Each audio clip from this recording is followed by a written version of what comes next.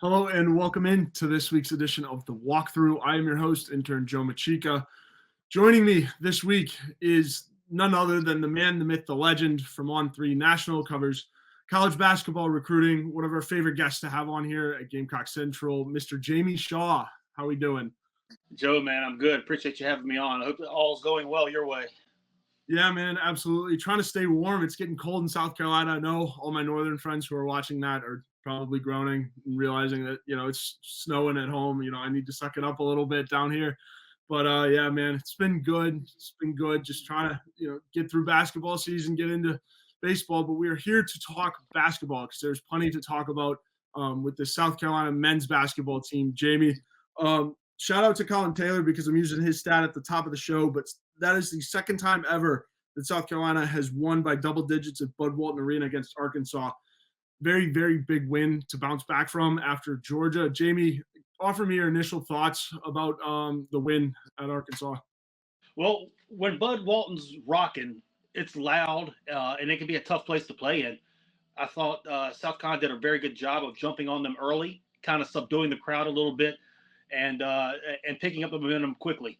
When it comes to actual game, they did a great job defensively, moved the ball well. The ball stayed hot the whole game, open man playing for each other, and the defense was all over the place. It was a very good showing in what could have been a very hostile environment, but ended up, kind of playing a great game. Yeah, absolutely. Arkansas didn't really bring it as much in the first half, but they did turn it up in the second half. And South Carolina was just able to, stay with it. Shout out to BJ Mack and Nietzsche for keeping the pace. They were also missing Miles Studi, which we will talk about in a second. But Jamie, I mean, obviously on the road, you want your star players to step up in a big way, and South Carolina's did. Yeah, correct. They made plays. They needed plays, but it was a complete team effort. I feel like everybody made plays when they needed to. Um, it wasn't just BJ and it wasn't just Michi. Yeah. Zach Davis had some timely plays. Colin Murray Boyles had some timely plays. Talon Cooper had some very timely plays. It was a full team effort. And to go into an environment, an SEC road game, no matter if the team is up or down or how well they're playing, to go steal a win on the road in the SEC is always a tough accomplishment. And they did so as a team. Mm-hmm. Yeah, I think that's huge, and you can certainly see where they learned from Alabama, right? It was their first SEC road test. After that game, you kind of just thought, or at least I thought, that they would be able to shake it off. It was just one of those nights you didn't shoot the ball well at all, but they were really, really, really able to just control this game down the stretch, play at their own pace as well. Again, you didn't score a whole lot, but it's a lot for South Carolina 77. So that's good. Jamie, the offense was there, but then it was the defense really for Arkansas. You didn't let Arkansas get going or generate any momentum down the stretch of that game. Yeah, sure. I mean, you touched a little bit on the offense, and it's no surprise that South Carolina plays at a slower pace. I think they're sub 200 in both points per game and sub 200 in the country points per game and field goals attempted per game. But they do a really good job of moving the ball and getting a good shot, a shot that they're comfortable with. Now, when those shots are not falling, you can get behind a little bit. It's tough when you play at a slow pace to pick up points in a hurry. But on the other side of things, even in this game, they shot 50% from three, and 20 of their 28 shots were assisted.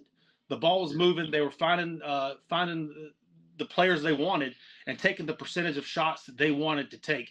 I believe overall, like 44% of the shots that they take are three-pointers, which is more than the average team. So they were able to find the open shots that they wanted, shot them at a 50% clip. And the ball stayed hot, assisting on 20 of 28 field goals made. So that's a very good recipe for winning basketball games. And as you said, the defense. This team has always played good defense. They're very switchable. What they lack in height, per se, in the post, they have length and they have aggression on the wings. Talon Cooper, 6'3", 6'4". Michi, 6'2". That's an average height. But then you have Zach Davis, who's 6'8" and switchable. You have Colin Murray Boyles, who's 6'7", 6'8", and switchable. You have BJ Mack. So you have a lot of aggression. You have a lot of ability to cut down angles in the passing lanes and play aggressive help defense, which they've been able to do So far this year, I think they're only giving up the 33rd most points given up Yeah. on the season in college basketball. So they're playing very good, very team, very together as one unit on the defensive end of the floor. Yeah, absolutely. And that's leading to the offense, right? I think high percentage shots, you brought that up, and also the assisted numbers is crazy. You want to do that every game. If you can do that every game, you win every single game that you play and get those assists in. So yeah, I think offensively, Zach Davis was a big addition. I do want to give him his shine because Jamie, you're really high on his game. I am too. Really, really good role player who stepped up in a very big way without Miles Studi. Walk me through just what you've seen in terms of progress too, because you kind of trusted the process. Just walk me through what you're seeing from a guy like Zach Davis. Well, again, you had mentioned he trusts the process. I mean, he came from Denmark-Olar High School, a smaller high school in South Carolina. He played mostly on the ball. He was a late bloomer, late grower. As a kid, ended up being 6'7", 6'8" as he entered high school, and young. I think he only graduated high school at 17 years old. So there was a learning curve getting to the college game from 1A public school basketball in South Carolina, and he stayed the course. He's got a very broad skill set. He's able to handle the ball. He's able to pass the ball. Very long and active in the passing lanes. Defensively, he can guard multiple positions up and down the lineup. So there's a lot of natural tools that are there that come along with the comfort and confidence of being year two in a system and growing both physically and mentally with the speed of the game, getting more comfortable and confident in himself. Yeah, absolutely. No, it's huge. He's really, really, really stepped up. He played, I believe, 26 minutes. Was 5 of 8 from the field. Missed his only 3-pointer, but was 2 for 2 at the line, which is also what you want. Doing his job. He's one of Lamont's just kind of role-playing guards, right? You see all different types of guards on this team. You got a guy like Talon Cooper with length who can stretch, play defense, and then there's Michi, kind of smaller, likes to shoot 3 more offensive, but can also get it done on the defensive end. So that's big. And then also another guy who's played a lot is Jacoby Wright. Didn't have the best game at Arkansas. Was 2 of 7 from the field, but another guard who's a plug and play guy, Jamie. Yeah, he's a steady player. He's been there. He came in under Frank Martin, went through time there, came in under Lamont Paris, year 2 under Lamont now. And he's steady. He's never wavered from what his role is, what his job is. And he's gone out and been able to kind of steady and control the offense, get the ball into its proper spots, and at times make shots when his number is called on. Yeah, absolutely. Colin Murray Boyles is a guy I also wanted to talk about. He's been starting recently. He started against Georgia. Now that he's coming back from mono. And Jack Veltri made a good point on our basketball show, The Hard Foul, on Wednesday, to point out that Stephen Clark, shout out to Stephen Clark as well for, bringing up Colin Murray Boyles, making sure that he's ready, and also, through the injury. But Stephen Clark stepped up while Murray Boyles, because he was on pace to be a starter at the beginning. But then, paving the way for Murray Boyles to be ready. And that he has. Jamie, what are you seeing from the freshman? The kid's a stud, man. Yeah, he's somebody that the staff's very high on. I mean, through the recruiting process, they took him early before he kind of actually blew up. He struggled between his junior and senior year, even halfway through his junior year, injuries and stuff, just kind of nagging little things that would keep him off the court for a couple games here and there. So he was never able to get into a full stretch. The South Carolina staff trusted their eye and took him, signed him early. And then he blew up his senior year when he was able to get on the floor consistently. He was able to drop some weight, get on the floor consistently, and play and get good minutes. Had he waited till late, they probably would have had a ton of options, more so than they had.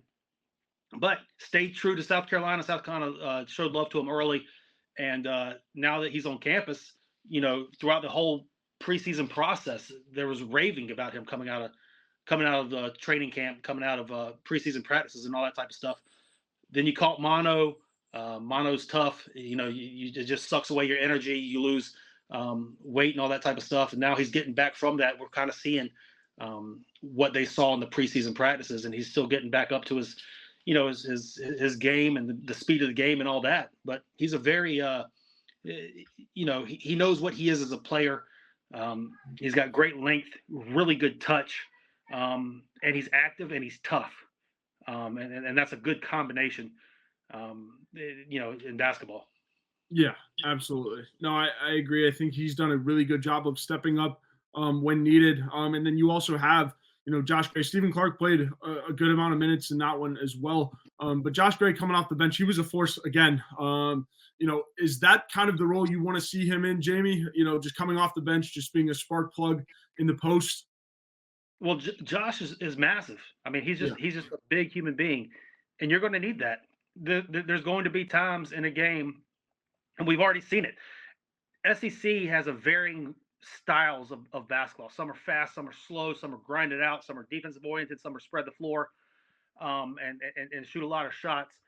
There's varying styles, so you're going to need different body types of players to be able to go into the game and fit what it is that you're trying to do there. Josh Gray gives a different look from what a BJ Mack or a Stephen Clark gives.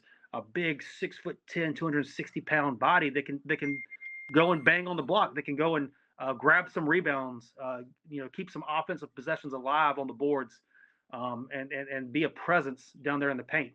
There's going to be times where he plays a lot of minutes. There's going to be times when he plays little minutes when the game is going up and down. But it's always very valuable to have a player like that that can switch looks on a bench. Yeah, absolutely. And Gray, he was a force last year, and now again starting to find that role of just big guy, come in there, grab boards when you need him to. And Jamie, that's a good point. He's some nights gonna play a lot, some nights, he's not. But as long as he stays ready and stays confident is the biggest thing for Josh Gray. I think he can have a really, really solid season. So Jamie, looking ahead, Tuesday, very, very big matchup with Kentucky. The Wildcats are, scoring machines. I mean, I don't think they've scored under 80 points yet this season. They have a lot of guys. I mean, we could go up and down the list of hoopers on that lineup.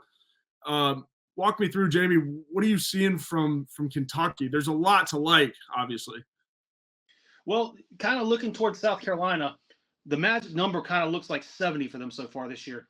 In the games that they've scored 70 points, they've won them all. I think they're 12-0 right now in games they've scored 70. In the games the opposition scored 70 points, I think they're 1-3 or 0-3 right now. So all three of their losses came when the other team scored over 70 points. And all of the wins they've had when South Carolina has scored 70 points. So it looks like 70 points is kind of that point total. I think when it comes to playing a team like a Kentucky, just like it kind of was with Alabama, the more fast-paced team is who's going to be able to dictate the pace of the game. Kentucky has so much talent. They have bigs that can run and stretch the floor. They have guards that play fast and can make decisions. They touch the paint regularly, and they run a rotation of about 9 or 10 deep every single game with players. So it's going to be constant being able to rotate guys in that can make plays for them. And South Carolina's going to have to dictate the pace. They are going to have to rebound, which they've done a very good job at so far this year. And they're going to have to make shots. In the games they've lost, every single one of them, they were out rebounded and they shot less than 40% from the field. So South Carolina is going to have to move the ball, stay true to what they do, move the ball, hunt the best shot, make shots, and then battle on the boards and find a way to come out with the rebounding margin in their favor. Yeah, absolutely. I think pace is the biggest thing here, like you said, Jamie, because, yes, Kentucky scored 105 against Georgia, but Georgia also scored 96 points. Dictating the pace against a team like this with all of this firepower, traditionally like Kentucky has, is the biggest name of the game, especially when you have them at home at a place like Colonial Life. I mean, the place is going to be jumping from wall to wall. If you're debating on going, try to get tickets and go. And make that place as loud as possible. But yeah, Jamie, I think the atmosphere also plays a little bit of, role into this, as we know South Carolina likes to play off the crowd. How much do you think it will play a factor? Or you went to USC, you know how loud that place gets. So when it comes to a school like Kentucky, every game they play is sold out. All their home games are loud. And every time they go on the road, they get the other team's best. Everybody shows up for Kentucky. That's a good point. Even though most of their players are young, a lot of their players are freshmen. They've been in the environment before. Obviously, crowd never hurts, as loud as it can possibly get. Never hurts anything. And even more so than disrupting what Kentucky's doing, it could add juice to what South Carolina's doing. To hear you have that people behind you, no matter what, can be nothing but a positive. Mm-hmm. Yeah, absolutely. Michi Johnson likes to play off the crowd, so we had to throw one crowd question in there, because we know it is probably the most anticipated home game to date. So Jamie, so say this team beats Kentucky. Talking on hypotheticals here, crazy stuff here. But if this team beats Kentucky, what do they have the momentum going down the stretch? Do you like this team to continue with that momentum? I know it's the SEC and anybody can beat anybody on any given night, but does this win mean anything in the grand scheme of things other than beating a high ranked opponent like Kentucky? Obviously, every win's a big win. I think every time you play a team in conference, and this doesn't matter if it's the SEC, the ACC, the Big East, or the Big South, every conference win is a standalone game, and it's a big win. Whether it's Kentucky across their chest or whomever else it is, anytime you can steal a conference win is a big deal. But I think every game that you have in conference is a standalone game. You need to come in with the fire against Vanderbilt and Missouri and Arkansas and Georgia and LSU and Tennessee and Kentucky and Alabama and Auburn. The list goes on. Every single team you need to come in stand alone because there's talent. There's not only talent on the court, but there's talent on the sidelines. Great coaching in the SEC right now. Talent, lots of projected draft picks and all that type of stuff too. So every game's a standalone game. Obviously, beating a brand like Kentucky is huge. Yeah.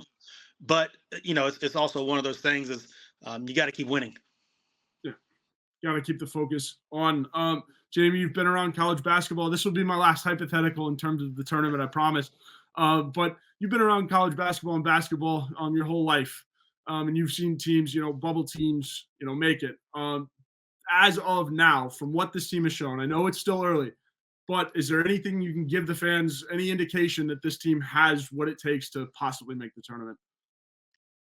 I mean, I think right now, I think we're seeing mock projections coming out. I think we're seeing AP voting coming out and everything. And they're getting votes for the AP poll as recently as this past week, and I think most mock projections have them currently in the NCAA tournament. So yeah, there should be optimism now. Have to keep winning. Again, every game is a standalone game. Next is Kentucky. Then next is the next game. The next is the next game, and keep going and building from there. But I think there's time for some optimism. I mean, every time that you come out and you see a mock draft by a reputable place put out, and you see your team's name on the list firmly in, that's positive excitement. Yeah, absolutely, I agree. And then obviously there's plenty of fun stuff with the quarter zips. I don't have mine on today. I was slacking. Should have thought ahead for a basketball show, but here we are, 20 minutes in, and just now thinking of that. But we'll be better next time. So yeah, Jamie. Obviously, there is a little bit of optimism too with recruiting. This is your field. What you're good at. South Carolina has 2 guys signed and committed in the 2024 class. Can you walk me through those guys? Basically give me a short rundown on what they did in the 2024 class. Yeah, so they got 2 guys coming in. Trent Noah out of Harlan County, Kentucky. 6'6". He's a wing. He's versatile. He knows basketball, got a high basketball IQ, and can really shoot it and pass it. He processes the game quickly.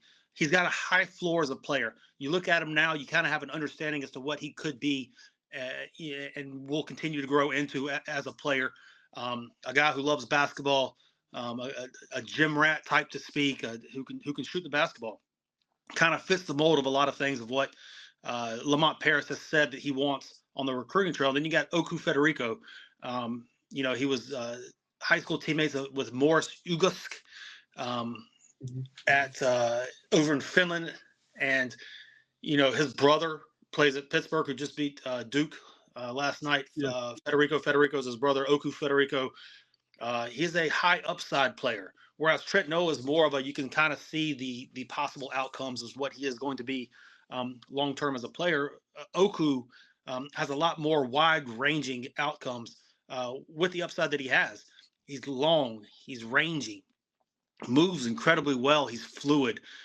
He can handle the ball a little bit. He can shoot the ball a little bit. He's got touch, solid hands, very good athlete, but the ceiling is super high with him.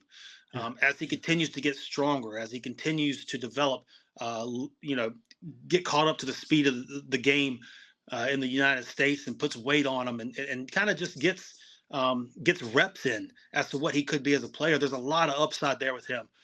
So two players, both of them are in the on 3 150 in the rankings, and both of them, you know, have bright futures as players. Yeah, absolutely. Very, very high upside guys. It's kind of what I gathered when I was looking at it earlier. You know, in the 2024 class, you know, you're going to rely on transfers eventually. So it's going to be a combination of both. It'll be interesting to see how the roster construction looks next off season, but there's plenty of time to talk about all of that and all of the hypotheticals. We're in the thick of it. We're going to appreciate now while we got it. One thing Lamont's done in the recruiting process, though, is he's shown that he's not scared to take a high school player. Yeah. Last year's class, 23, he brought in 2. This year, 24, he's got 2. And next year in 25, he's already got 2 committed with Eli Ellis and Hayden Simeon. So not afraid to take the high school kids, develop the players, grow the players that want to be at South Carolina, plug them in the system, and then kind of use the transfer portal to kind of plug holes where they see fit. Yeah, absolutely. And, you know, one of the biggest things I've been harping this for a while about Lamont Paris is, you know, part of why he is good or should be, you know, set up for success at this job is because at a school like Chattanooga, you were relying on guys from the transfer portal and guys who, you know, want to stick around and play basketball for you. And so I think, you know, there's an advantage to that, right? Because assembling a roster at Chattanooga is a little bit different, but now the way that college athletics is trending and the way college basketball is trending, you know, it's getting a little bit more lenient on the transfer portal and guys sticking around for a little bit. So, you know, credit to Lamont Paris. He's done a good job so far. This team is playing for him. He has a locker room, which is another big thing. So I think that's big. And then obviously the 2025 recruiting class has gotten talked about a lot, most importantly because of Eli Ellis, who is just ripping up the overtime elite league right now, scored 55, I believe, 52, something like that the other night. Big game for him. Jamie, you're close with the Ellises. You know that family well. What kind of kid is Eli Ellis? Yeah, I've known Eli since he was in middle school, maybe 6th grade. Yeah. And, you know, he's a competitor. I mean, I think that's the best way to put it. He's a competitor. He's skilled, knows the game, but I think most of all, he competes. Every single time on the floor, he competes. Yeah, absolutely. He is, you know, the higher ranks recruit in this class, but also, you know, you have another high upside guy in Hayden Simeon, power forward, 6'6", out of Powdersville, Greenville, South Carolina. Yeah, the interesting part about Hayden, he was originally recruited as a quarterback on the football field. Had a couple of ACC offers earlier in his high school career. Gave up football, decided to focus on basketball. He's a thick-framed in the 6'6", 6'7" range, and highly explosive. Gets up on the rim, plays a tough brand of basketball. Got great hands, huge hands. And can grow into a physical force that you need in the SEC to go along, you know, with the good hands and the like wildly explosive plays that he has. You know, it's just another piece to bring in from the high school, keeping a South Carolina kid in South Carolina moving forward. Yeah, absolutely. And obviously with 2025, and this is getting talked about with Eli Ellis a bunch too, as he's, you know, making traction, trending a little bit with his performances. You know, you are going to have to, you know, play a little defense here. Jamie, walk me through, like, what is that like when you kind of have to just hold on to a recruit? And then do you see any wavering from any of these guys committed in the 24 or 24 signed already, but 25 class? You always like to say no. Always like to say that you don't see a ton of movement necessarily in basketball frame unless other stuff happens, outside stuff, coaches leaving or whatever the case. So there doesn't typically seem to be a ton of movement on the basketball side of things. Mm-hmm. You want other people to want your players. That's a positive thing. But I don't know that these guys would have gone ahead and committed had they not been. And I don't know that the staff would have taken their commitment had they not been ensured that the kids wanted to be there. And I think the kids genuinely, it sounds like from talking with them, want to be at South Carolina. You know, so yeah. Yeah, I would agree. I mean, everything that I've gathered is that, you know, the culture is starting to run, and, you know, doing that, you know, it starts to run deeper as the deeper you can get into recruiting classes and just kind of passing that culture down. but I would agree. A lot of these guys seem locked in with that. So Jamie, before I get you out of here, we always have to hit some ads. So first off, let me talk to you guys about our good friends over at Liberty Tax. Tax anxiety is an uncertain feeling you get right before doing your taxes, but you don't have to go through it alone. The tax team at Liberty Tax and Irmo, Lexington, and Columbia will walk you through the process, clear up any confusion, and guarantee you'll get the biggest possible refund or your money back. It's tax time. If you're in a hurry for your refund, call in the tax team at Liberty Tax. Fast, accurate, and guaranteed. On the other hand, if you think you might be owing Sam, talk to the Liberty Tax team to make sure you're not paying more than you should owe. They'll find every possible deduction for you. Locally owned and operated, staffed by tax professionals from your neighborhood.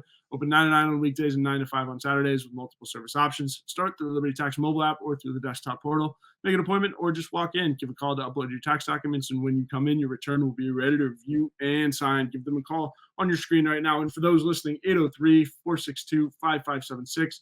Once again, 803-462-5576 for all of your tax needs this tax season. And then our second sponsor of the day, he's above us. He always is on our Gamecock Central live programming and all of our Gamecock Central video content.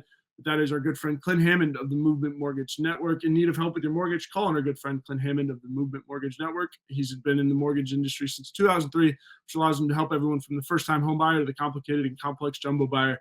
Whether you're looking to purchase a new home or refinance, nothing is more important than a well-thought-out financial strategy that comes with 5-star customer service. He's even helped out our very own Wes Mitchell and former Gamecock quarterback Perry Orth with their mortgages. So give our guy Clint a call. He's above us on your screen right now. And for those listening, 803-771-6933. Once again, 803-771-6933. Jamie, before we get you out of here, I always like to let my guests plug something. What's going on in the world of Jamie Shaw? And you can also feel free to ask football questions too. Yeah, no. So it's all On3, www.on3.com as the whole.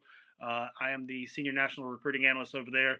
So we're trying to keep up with everything as the high school season goes. We have rankings updates the first Monday of every month, different classes that happen. So make sure you stay tuned to that and all the latest intel and recruiting and all the latest news that you want within the basketball recruiting world. Breaking news and everything.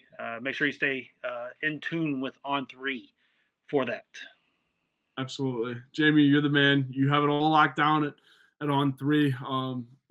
Appreciate you coming on today. Enjoy the rest of your Sunday. Try to get some rest, stay warm.